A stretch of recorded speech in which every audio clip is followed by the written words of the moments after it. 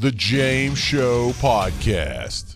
Oh, my goodness. You're going to hear just a lot of sarcasm and smarm and sprinkled in with a little dusting of disgust here over the next two segments, because the Chicago mayor is blaming his city's violence on guns from red states. He's got to come up with some reason why he doesn't want Trump to expand this whole model that just worked in D.C., where you bring in the National Guard and you quell some crime. And some of this is the same arguments they used in D.C., like, well, it's not really that bad, or crime's actually down 30%, or we're at like a 30-year low. Yeah, your streets are flowing with blood. You have a crime problem, okay? More than half of the counties in America every year, more than half of them have zero murders every year. Y'all had 570 last year? And it's not even the whole thing in Chicago, even when they say, well, yeah, but on a per capita basis, there's 3 million people that live here, so it's going to seem like a whole lot. Yeah, but this isn't happening in an even smattering over the whole city and all the neighborhoods. This is primarily concentrated in about 4 or 5 just god-awful. You remember the Emilio Estevez movie Judgment Night? You don't know that one, do you, Garrett? Other Garrett 2 or Garrett 3 is probably too young to see Judgment Night. But when I was a kid growing up in Bug Tussle, I saw that like a documentary. I was like, wow, this is what the horrible neighborhoods in Chicago look like? It's dangerous to just be there at night. Some guy would show up, start asking you questions. If he doesn't like your answers, pulls out a gun and just lets you have it. I mean, the least believable part about that is the top dog in the scariest part of Chicago's Dennis Leary, sure. But apparently that's not too far off the truth. When you go look at a heat map of murders and violent crime in Chicago, and some places have none, and some places are in the red. So what we really have is the National Guard's going to go into just a handful of places. You don't need to blanket it out across all of it. You don't need the National Guard in Lincoln Park, not the band, but the neighborhood. You need it where all the people are getting killed. But if you're the Chicago mayor, if you're the Democrat mayor of any of these big cities, there's a very dangerous precipice that you're looking over right now. Because if this works, if Trump proves you can stop crime just by cracking down with additional manpower and law enforcement patrols, then how much of their whole narrative is exposed as a fraud? Because, right now the narrative, well, it's about the guns. No, it's not about the guns. It's about the lack of law enforcement. It's that you don't want to enforce the laws. You don't want to patrol your streets. You don't want to put men out there. You don't want to make the arrests. It's not poverty. They like to say, well, it's a crime is some sort of function of poverty. No, it's not a socioeconomic problem. If it can be solved with just a handful of National Guard troops monitoring the streets and actually making arrests, then you can still be poor and have, what? A crime-free neighborhood, even if you're at the lower end of the socioeconomic spectrum. It's not racism. It's not like they got rid of all the racism and that's why the crime went away in D.C. It's not they arrested a whole bunch of red state gun traffickers. It's just the lack of law enforcement. Because then the general public, if they ever get an honest look at this, which they won't through the media, but they might on social media, they'll say, well, damn, if it just took a few people with guns patrolling the streets and actually making arrests and enforcing the law, then we could have been doing this the entire time. Because they've been told you didn't buy this, but there's a lot of people that buy this, that, well, one of the reasons we have crime, one of the solutions to crime is we need more parks and we need more playgrounds and we need after-school programs, or we need more affordable housing or a job training program, or we need to start confiscating everyone's guns. No, that's not how they solved the crime for the last 2 weeks in D.C. It wasn't a job training program. It wasn't from new parks and playgrounds, or they got new water fountains, or they didn't revamp a theater. They didn't give out more food stamps or welfare. They didn't give out scholarships. There wasn't universal pre-K or taxpayer-subsidized daycare. It was just enforcing the damn law. That's all. So you know what that is? That's the exact opposite of what they said would fix the problems with crime and safety in the inner city. They said defund the police. And they didn't just say it. Thousands of Antifa and BLM rioters burned, looted, beat the snot out of people just because they were so sure life would be better in their neighborhood if we scaled back the police, the patrols, the funding, law enforcement numbers. It's the exact opposite of what just worked in D.C. And if this is a model that can be repeated city to city, then the that whole idea of we just need to start another program. We need to throw more taxpayer money at it. We need a midnight basketball or free swim lessons at the park or universal pre-K. No, you don't need that. It wasn't gun control. It wasn't affordable housing. It wasn't a job training program. It was just enforcing the law. It was more cops. How about don't treat your cops like trash? Hire a bunch of them, train them well, put them on the streets, and allow them to actually enforce the law. But coming up next, you're going to hear from the mayor of Chicago's own mouth how he's going to somehow try and blame you. When this National Guard goes in there and they quell things, it'll be obvious that the reason why the streets are so bad is because he didn't choose to do something he could have been doing this entire time. And I know it sounds, again, slap your forehead dumb, but how can you, as a red state pro-gun American, be more responsible for the gun crime in D.C. than the actual mayor? This is Brandon Johnson, mayor of Chicago. He's having a press conference where he's saying, we will not let Donald Trump bring the National Guard into Chicago. I don't care if it saves lives. I don't care if it worked in D.C. I don't care if it'll improve the standard of living for my citizens. We can't let Trump have a win. And he blames you. We need the federal government to stop the endless flow of guns into our state and into our city. Chicago police officers have taken more than 24,000 guns, illegal guns, off the streets of Chicago since I've taken office. Over 24,000 illegal guns. Did it make you safer? Taken off the streets of Chicago since I've been in office. They have worked hard every single day to make our city safer. And they've made historic progress. However, we will never be able to end gun violence in Chicago as long as the president continues to allow tens of thousands of guns to be trafficked into our state and our city. The vast majority of guns do not come from Chicago. They are not made in Cook County. They are not bought in the state of Illinois. These guns come from red states. They are coming from Indiana. They are coming from Mississippi. They are coming from Louisiana. And that is the harsh reality, whether Republicans like it or not. Occupying our city will do nothing to solve this problem. You know what? That kind of ticks me off. The guns are coming from Indiana, Mississippi, Louisiana. Hey, some of them are coming from Texas too, damn it. I mean, don't leave us out of that blame. I would love some of that smoke. Man, it's so hard to just sit through that. I know that was only a minute and 10 seconds, but my God, how many times did you want to just jump in? First, I like how he starts off saying, we've confiscated, 24,000 guns since he's been mayor? He hadn't been mayor that long. 24,000 guns? Oh, okay. Did it make you safer? Right? Does he not notice that? Wow. At some point, we've taken 24,000 guns and we're still not safer. Maybe taking guns isn't working. Maybe if you stop taking guns, these people could defend themselves. No, I don't think that would help much. But clearly, taking 24,000 guns off the streets didn't make you safer. But you're still doing it. Why? Well, not because it makes you safer, because you're anti-gun. Great. Can we just be a little more pragmatic? Can we look at the things? If we admit that we're in a failed situation now, can't we look at the policies we're trying now and be like, well, this hasn't worked? How about we at least say, can we try something different? And on both of those, it's a no. No, in order for them to maintain this narrative, they have to act like, well, 24,000 guns. Well, we just didn't confiscate enough. You confiscated 24,000. And then the second obvious thing that's another slap yourself in the forehead moment is the guy saying these guns aren't coming from Chicago. They're coming from red states. It's not coming from Cook County. It's not coming from Illinois. Yeah, it's because you outlawed them. Ding dong. You don't sell guns there. You give guns a hard time. You have one of the worst gun law states in the country. By some rankings, Illinois is the least gun-friendly state in the country. But yeah, if you shut down all your gun shops, you're not going to have a whole lot of guns coming from Chicago. But then the other head-slapping moment is he's saying it's not his fault. The gun problem isn't his fault. It's not a failure of gun control. It's a failure of the people who haven't implemented his policy. It's a failure of the red states that have lax gun laws that allows guns to be trafficked into Chicago. But wait a second. Chicago has the crime problem.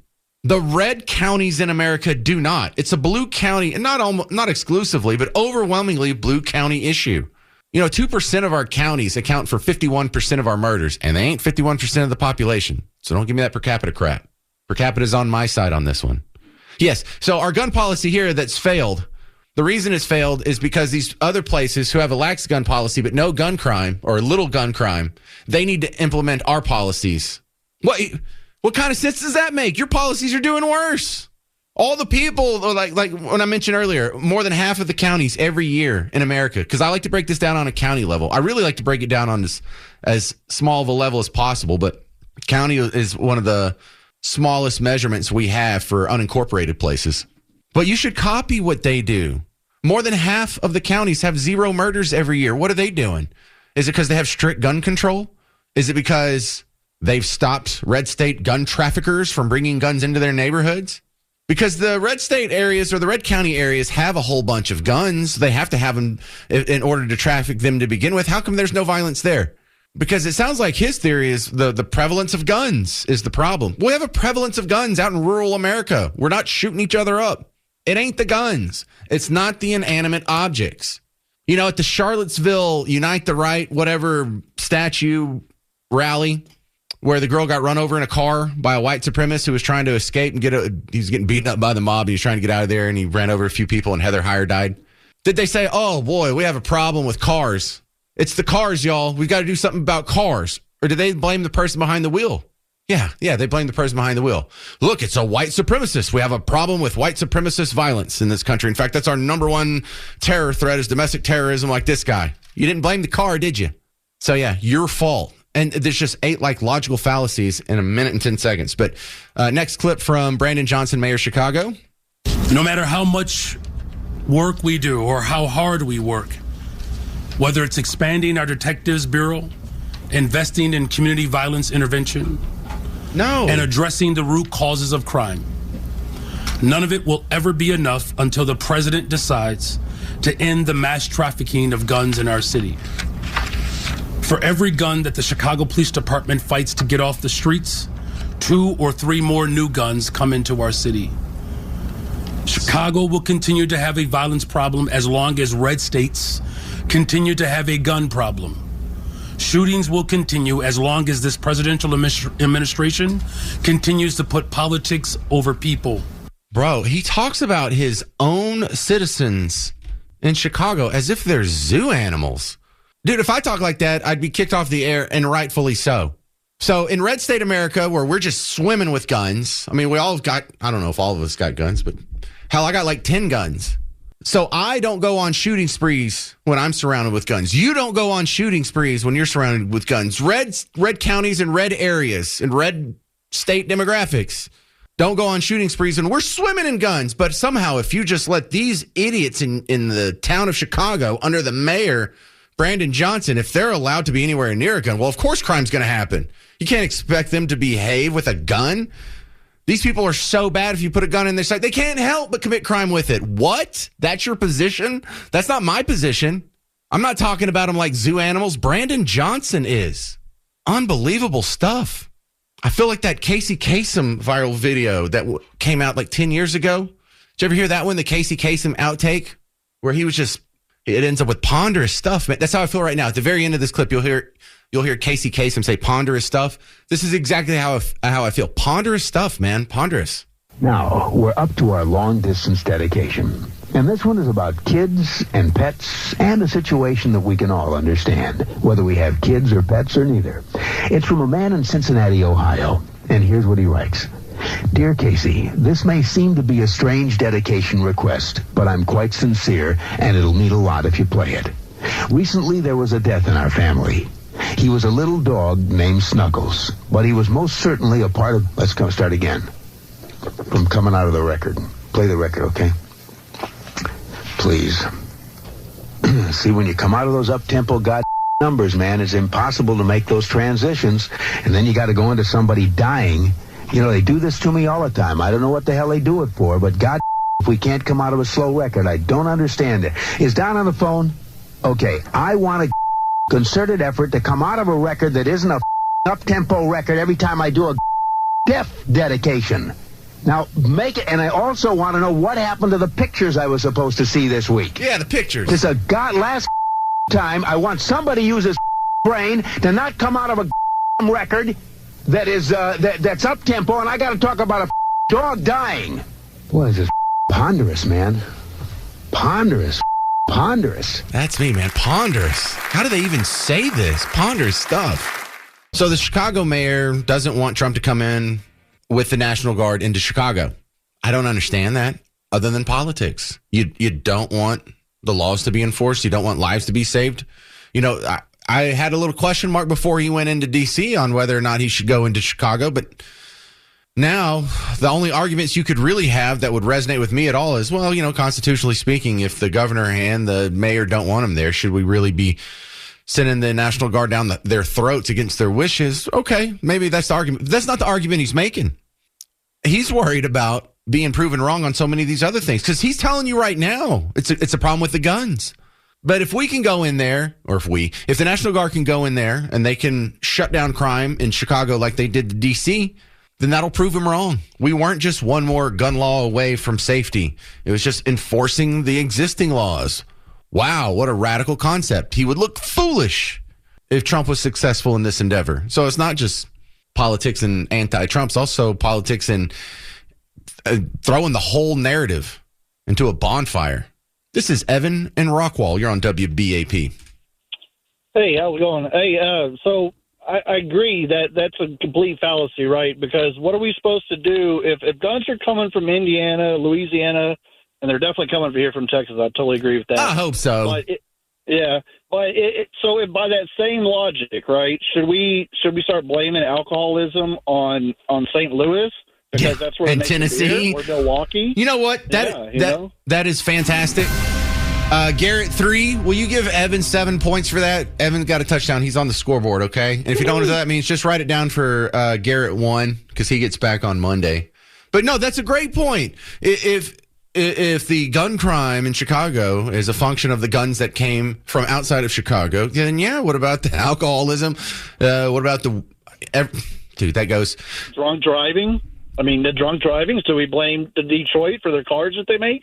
Well, there's also like if they really want to go down this path, you know, the thing that's killing Americans more than guns, more than drugs, even more than car crashes, is being fat. And so, what are we supposed to blame sugar for that? Are we supposed to start interdicting sugar at the border? Are we supposed to have sugar control? Are we supposed to? And all this sounds absolutely silly because it hasn't been beaten into our heads our whole lives. That's the only reason gun control doesn't sound completely silly to everyone. It's just they've had it beaten into their heads. It has failed everywhere it's tried. The harder they try, the harder it fails. And the places with the worst gun violence problems in America are the places with the strictest gun control laws. And Evan, that is a fact pattern that spreads beyond our borders. The countries with the worst gun crime problems, the gun violence problems, they all have gun control. They all have more strict gun control than we do. Right. And we're not even that high on the list. You know, they like to say, well, we have the highest gun crime rate of any developed country. Oh, yeah. If you want to only stack us up against like the 11 widest countries in the world that don't have gun crime, sure, we'd be in last place. But if you want to count all the countries, we're like 112th in gun crime, or 112th in murder rate and things like that. So, yeah, we don't really have the facts on the side of Brandon Johnson. I love your point, though, Evan. You nailed it. Thank you, sir. Let's try Steve. Right on. Steve in Weatherford, you're next up on WBAP. Hey, sir.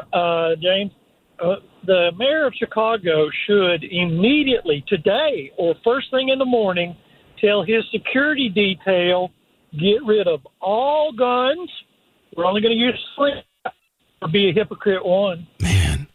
You know, that is a gun control argument that has worked every time it's tried my entire life. You know, we've got to do something about guns. Well, your bodyguard has a gun.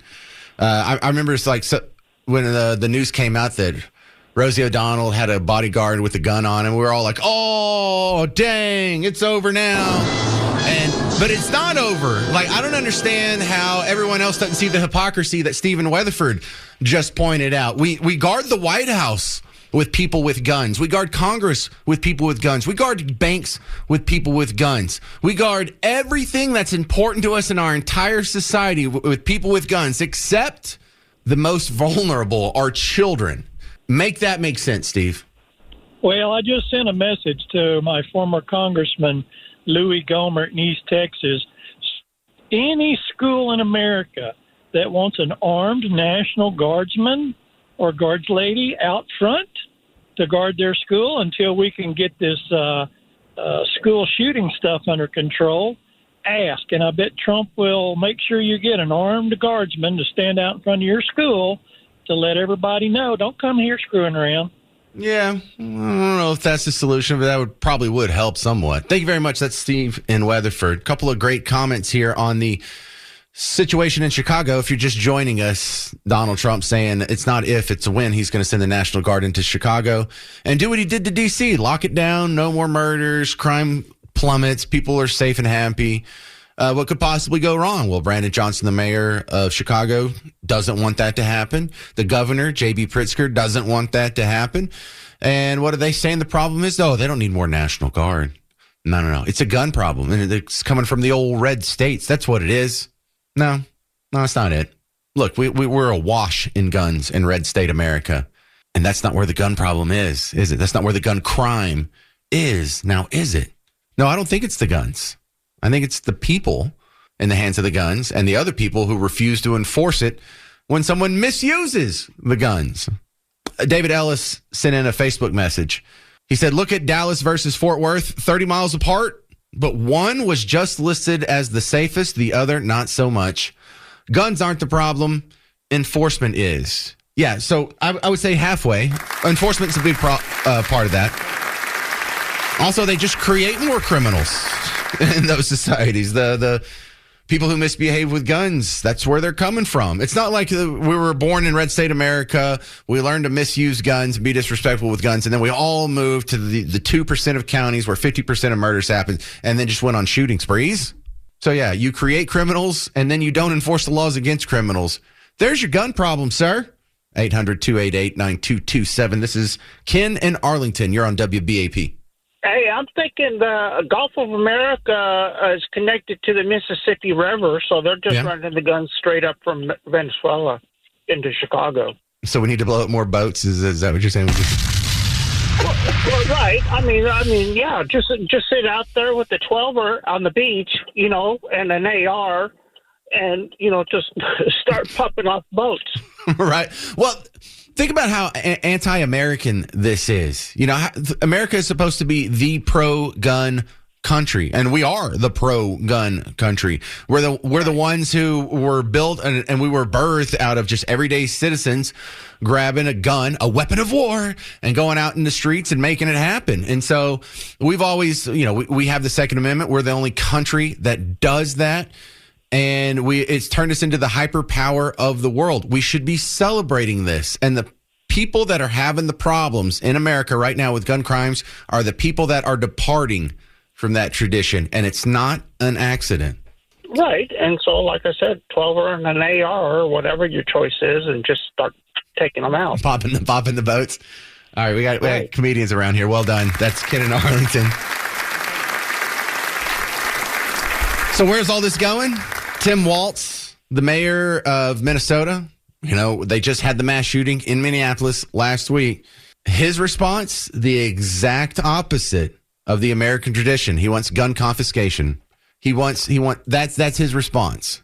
Gun confiscation. Let's do what they did in Europe and Australia. When they had a school shooting in Scotland or they had an incident in Australia, they simply made changes. They are just as free as we are. They still have gun ownership requirements, but they have made sure that they don't have these. And since they did those things, they don't have them. We are an outlier amongst nations in terms of what happens to our children. And I refuse to think that that's okay. It's simply not.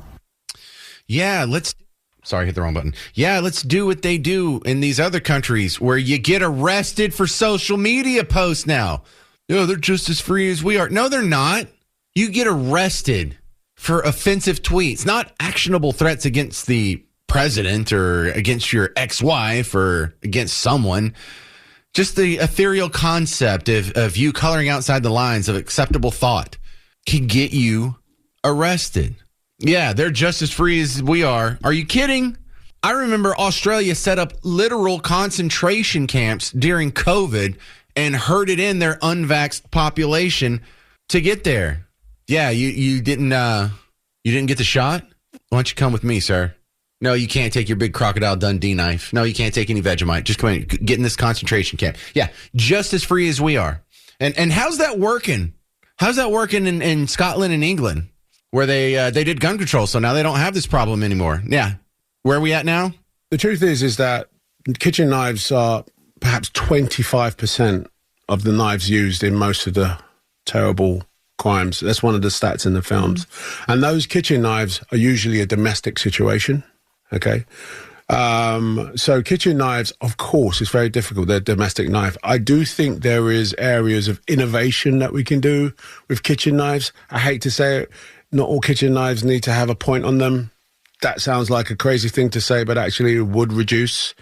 You can still cut your food without the point on the knife, which is an innovative way to sort of look at it. And in a country in crisis, I'm sorry, but yeah, let's look at that. They're having a knife control crisis. That's where they're at. Yeah, that really works so good, Tim. Let's copy the people of England and Australia, or Scotland and Australia. So where will we be? Will that get rid of violent crime? No, it'll just switch to knife crime for the most part. You'll still be defenseless. And then they won't say, well, let's give back the gun so you can defend yourself against the knife-wielding attackers. They'll say, maybe we need to start taking the points off the end of knives so they won't be so stabby. Clowns. Absolute clowns. I'm not falling for it. You're not falling for it. But Tim Walz is out there saying it. Brandon Johnson's out there saying it. Most of the media is repeating it like it's the gospel truth, and it's the dumbest thing you've heard all week. Coming up next on The James Show, the top Democrat in the Texas House of Representatives just declared white Americans as racist. Just generally speaking, you guys are all a bunch of racists. That's next on The James Show. 800-288-9227. I'm James Parker on News Talk 820 and 93.3 FM WBAP. The James Show Podcast.